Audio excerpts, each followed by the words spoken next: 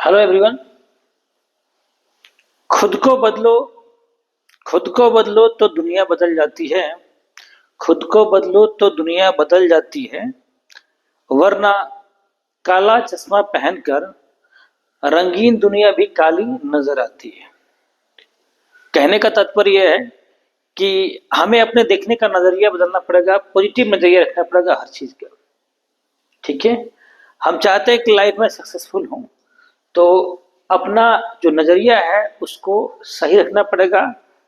ठीक है, चलिए इसी विचार के साथ हम लोग शुरुआत करते हैं। आज का टॉपिक जो कवर करेंगे, प्रकाश का प्रकीर्णन और Tyndall effect, scattering of light and Tyndall effect. Dispersion of light यानी प्रकाश का वर्ण विक्षेपण, और स्कैटरिंग ऑफ लाइट यानी प्रकाश का प्रकीर्णन। थोड़ा सा डिफरेंस है। डिस्पर्जन ऑफ लाइट में 7 कलर में, व्हाइट लाइट यानी सफेद प्रकाश 7 रंगों में विभक्त होता है, विभाजित होता है। लेकिन स्कैटरिंग में ऐसा नहीं होता। स्कैटरिंग में व्हाइट लाइट जो है, बीम ऑफ लाइट जो होता है, अलग अलग दिशाओं में बिखरता है। देखिए, जैसे डेफिनेशन से क्लियर है, जब सूर्य से श्वेत प्रकाश की किरणें वायुमंडलीय कण, इन धूल कण भी हो सकता है, जलवाष्प पानी की बूंदे, गैस के अणु nitrogen molecules, oxygen molecules etcetera इत्यादि पर आपतित होती हैं, तो परावर्तित किरणें उसी माध्यम में विभिन्न दिशाओं में बिखर जाती हैं। अलग अलग डायरेक्शन में क्या होती है, बिखर जाती हैं। इस घटना को प्रकाश का प्रकीर्णन कहते हैं। इसमें क्या हुआ, व्हाइट लाइट अलग अलग पॉसिबल डायरेक्शन में क्या हो गया, बिखर गया। टिंडल इफेक्ट इसी का एक सिंपल सा एग्जांपल है कि जब किसी प्रकाश किरण का पुंज वायुमंडल के महीन कणों जैसे धुआं, स्मोक्स, जल की सूक्ष्म बूंदे, धूल, निलंबित कण, सस्पेंडेड पार्टिकल्स जो कहते हैं, वायु के अणु टकराता है, तो किरण पुंज का मार्ग क्या होता है, दिखाई देने लगता है।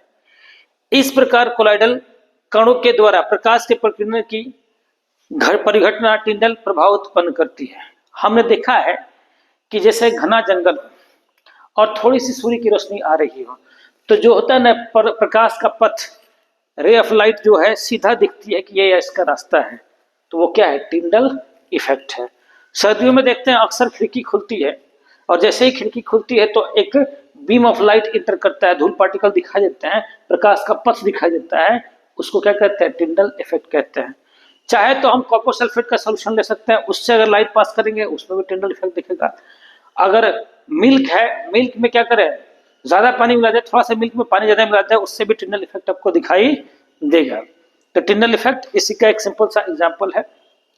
अब हम जानेंगे प्रकाश के प्रकीर्णन पर आधारित डेली लाइफ में, हमारे जीवन में क्या इसका महत्व है। तो इसको जानने से पहले हम जानेंगे एक नियम जिसको बोलते हैं रेले, एक साइंटिस्ट हुए, ठीक है, का प्रकीर्णन नियम, प्रकीर्णन नियम यानी कि रेले लॉ ऑफ स्कैटरिंग। रेले क्या, स्कैटरिंग नियम, रेले लॉ ऑफ क्या, स्कैटरिंग। इन्होंने बताया अपने स्टडी के थ्रू कि जो भी प्रकाश प्रकीर्णित होता है, स्कैटर्ड होता है, उसकी इंटेंसिटी यानी तीव्रता उसके ऊपर पड़ने वाले प्रकाश के तरंग दर के चतुर्थ घात के व्युत्क्रमानुपाती होता है। यानी कि प्रकीर्णित प्रकाश की तीव्रता, प्रकीर्णित प्रकाश की तीव्रता ठीक है, इनवर्सली प्रोपोर्शनल मतलब व्युत्क्रमानुपाती होती है तरंग दैर्घ्य के चतुर्थ घात, मतलब फोर्थ पावर, कितना, फोर्थ पावर के। इसको कह सकते हैं आई इनवर्सली, यानी कि व्युत्क्रमानुपाती क्या है, लेमडा के पावर 4। लेमडा क्या है, सबको मालूम है, लेमडा वेवलेंथ है, तरंग दैर्घ्य है। ठीक है, इसके लिए कहानी, एक कंडीशन है, ए लेस देन क्या हो, लेमडा। इसका मतलब है कि प्रकाश जो है जिससे प्रकीर्णित हो रहा है, यानी कि जिसके थ्रू एस्केटेड हो रहा है, उस पार्टिकल का साइज ए क्या है, किसका साइज है, कण का आकार। क्या है, कण का आकार। और लैम्डा क्या है, तरंग दैर्घ्य। तरंग दैर्घ्य यानी कि अगर पार्टिकल का साइज जो स्कैटरिंग कर रहे हैं उनका साइज लैम्डा से कम है तो ये नियम लागू है, अगर नहीं है तो नियम लागू नहीं है। अगर यहीं पे ये वैलिड है तब जब ये ए लेस देन लैम्डा है, और अगर ए ग्रेटर देन लैम्डा हो जाए तो नॉट वैलिड। नॉट वैलिड तब ये नियम नहीं होगा लागू, इसमें सारे कलर इक्वली स्कैटर्ड होंगे। उस कंडीशन में अगर पार्टिकल का साइज ज्यादा बड़ा हो लैम्डा से यानी वेवलेंथ से, तो उस केस में क्या होगा, ये नियम रेले का नियम वैलिड नहीं होगा। चलिए इसका हम दैनिक जीवन में प्रयोग जानते हैं। प्रयोग कैसे जानते हैं, पहला जो है कि जानते हैं कि मॉर्निंग टाइम सूर्योदय यानी कि सनराइज, ठीक है, और सूर्यास्त यानी कि सनसेट के समय सूर्य या कह सकते हो आकाश लालिमा लिए दिखाता है, लाल दिखाई देता है। क्या दिखाई देता है, लाल दिखाई देता है। ये एक दैनिक जीवन में घटना है, सभी देखते हैं, लेकिन इसके पीछे किसकी कहानी है, क्या कहानी है, प्रकाश का प्रकीर्णन की कहानी है।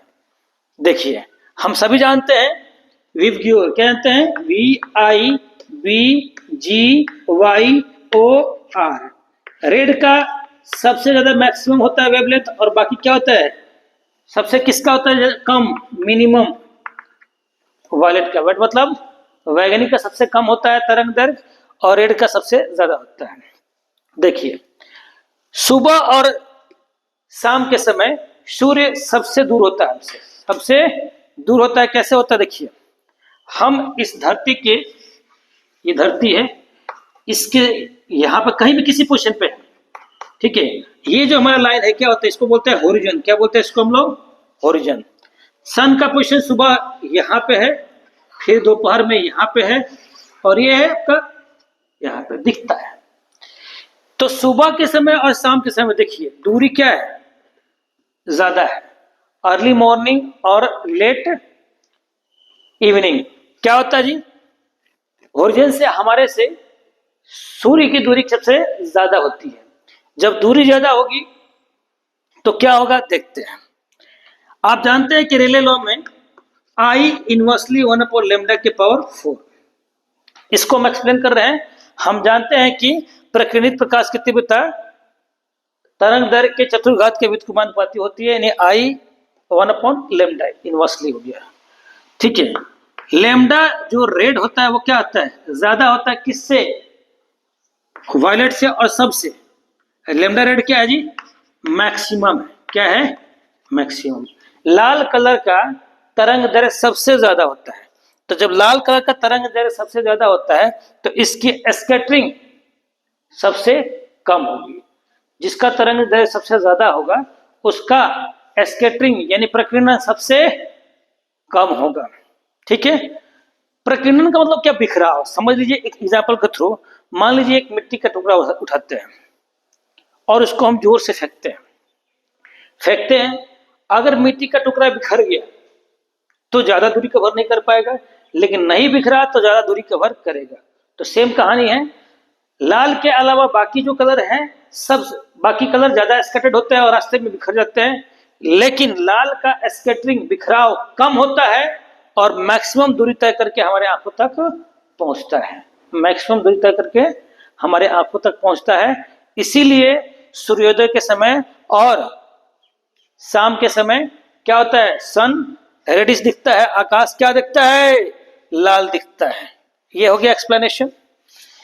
अब आती है बात दूसरा कि जो खतरे के सिग्नल होते हैं, खतरे के सिग्नल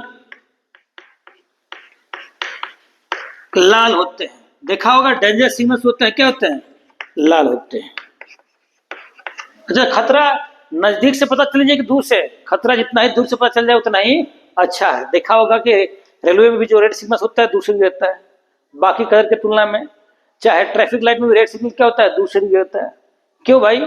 सेम कहानी है कि आई क्या है? इनवर्सली है किसके? लेमडा के पावर 4 के, यानी कि व्युत्क्रमानुपाती है किसके? तरंग दैर्घ्य के। और सबसे ज्यादा लेमडा के क्या आता है? मैक्सिमम, यानी कि लाल रंग का तरंग दैर्घ्य, आर फॉर रेड, तरंग दैर्घ्य सबसे ज्यादा होता है। और जिसका तरंग दैर्घ्य सबसे ज्यादा होगा उसकी स्कैटरिंग क्या होगी? सबसे कम होगी, बिखराव कम होगी और अधिक दूरी तय करके हमारे आंखों तक पहुंचेगा। इसीलिए खतरे का सिग्नल क्या होता है? लाल होता है। चलिए, तीसरा है स्वच्छ आकाश। आकाश नीला दिखाई देता है। क्या दिखाई देता है जी? नीला दिखाई देता है। इन सब में एक बात ध्यान रखिएगा, इन तीनों घटनाओं में ये घटना जो है लेमडा, जो प्रकीर्णित प्रकाश के कण है, जो प्रकीर्णित प्रकाश के लिए जो पार्टिकल्स है जो ये रोल प्ले कर रहे हैं, प्रकाश का प्रकीर्णन कर रहे हैं, स्कैटरिंग कर रहे हैं, उन कण का पार्टिकल का साइज क्या है? लेमडा से छोटा होता है। इसमें भी केस में और इसमें भी केस में, और तीसरा केस में भी हम लागू करेंगे। ठीक है, सेम कहानी है। आई क्या है? लेमडा के पावर 4 है। अब आती है कि लेमडा जो है सबसे कम किसका है? सबसे कम किसका है जी? वायलेट, यानी कि बैगनी का है। बैगनी रंग हमारे आंखों के लिए कम सेंसिटिव होता है। क्या होता है?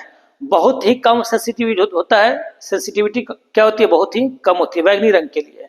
ठीक है, अब बचा इंडिगो और ब्लू, यानी कि ब्लू, इंडिगो डार्क ब्लू है, नेवी ब्लू है, और ब्लू आसमानी है। तो ये दोनों मिला के क्या है? ब्लू है। तो यानी कि लेमडा ब्लू क्या है? मिनिमम है। क्या है? मिनिमम। अब जब जिसका कम होगा उसका स्कैटरिंग क्या होगा? ज्यादा होगा।